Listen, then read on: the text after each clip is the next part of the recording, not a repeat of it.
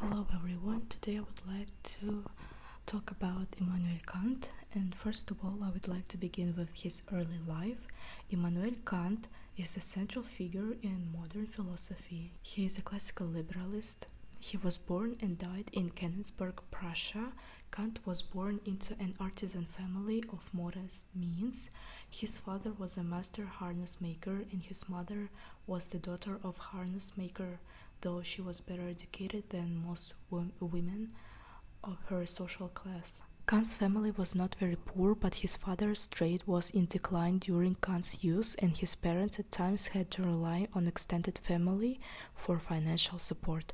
Kant's parents were Pietists, and Pietist is a movement within Lutheranism that combines its emphasis on biblical doctrine. However, he was strongly disagree about this movement, and he sought refuge in the Latin classics, which were central to the school's curriculum.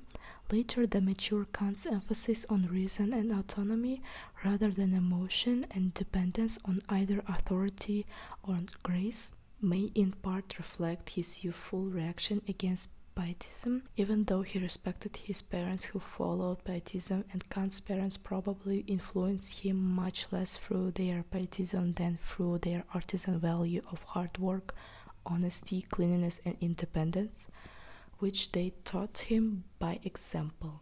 We can observe that he lived during a time of profound intellectual and social change. He was influenced by thinkers such as Jean-Jacques Rousseau and Christian Wolff.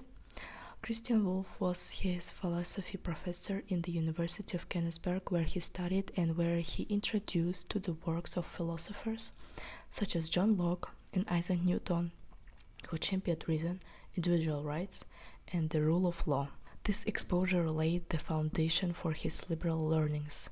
In his student period of life, Kant's first published work, Thoughts on the True Estimation of Living Forces, which was published in 1749, which was a critical attempt to mediate a dispute in natural philosophy between Leibnizian and Newtonians over the proper measurement of force. The Critique of Pure Reason, published in 1781, which transformed the landscape of metaphysics and epistemology.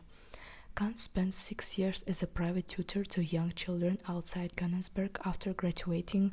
During tutoring, Kant's parents had both passed away, and his financial situation did not let him to continue a career in academia.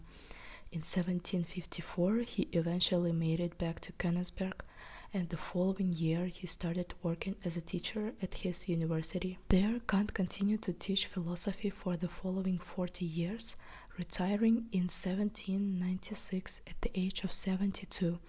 Kant had a burst of publishing activity in the years after he returned from working as a private tutor.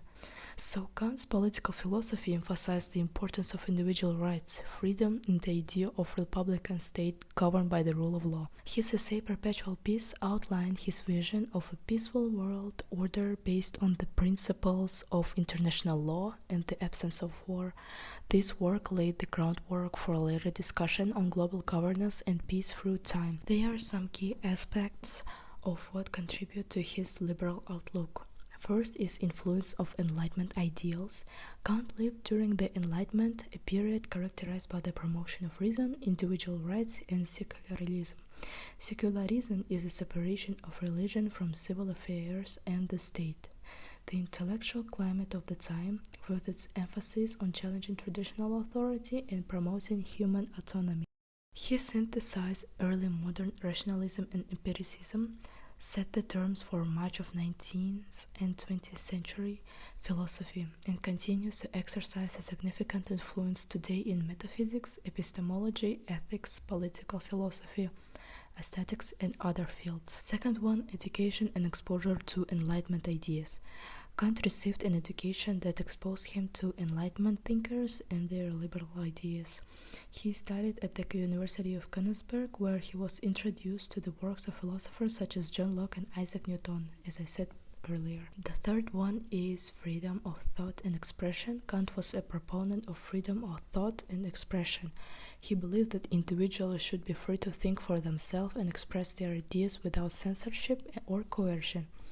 His defense of freedom of thought is evident in his essay What is Enlightenment?, where he argued for the public use of reason and criticized restriction on intellectual freedom. Next one is moral autonomy and ethics. Kant's moral philosophy emphasized the idea of moral autonomy, where individuals are capable of rational moral judgment and are free to choose to act in accordance with universal moral principles. And the last one is critique of arbitrary authority. Kant was critical of arbitrary authority and emphasized the importance of reason and rational principles in governance.